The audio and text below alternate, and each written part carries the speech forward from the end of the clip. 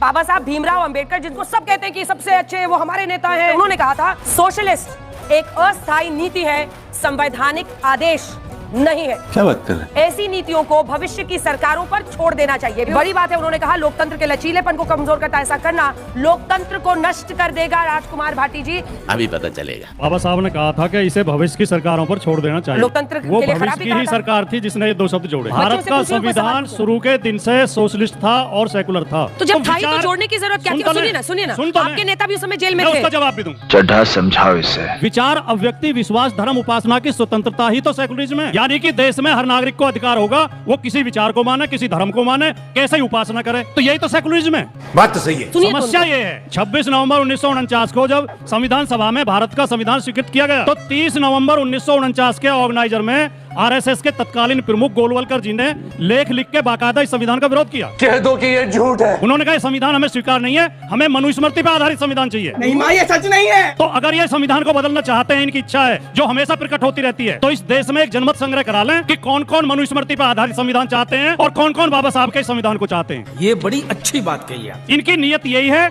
एक एक शब्द, एक एक बात को बदलेंगे। इन्हें सेकुलर शब्द से इतनी चिढ़ क्यों है? और अगर ये हिंदू राष्ट्र बनाना चाहते हैं, आखिरी बात बोल दूं, 1947 में देश आजाद हुआ था, 1947 में ही पाकिस्तान का निर्माण हुआ। भारत देश लोकतंत्र और संविधान के रास्ते पर चला, लगातार तरक्की करता गया। पाकिस्तान धर्म के रास्ते पर चला गया, आज बर्बाद मुल्क है। सही पकड़े हैं। अगर ये भारत को धर्म के रास्ते पे ले जाना चाहते हैं, तो ये भारत को भी पाकिस्तान की तरह बर्बाद करना सुधांशु जी चाहते वो हैं। इधर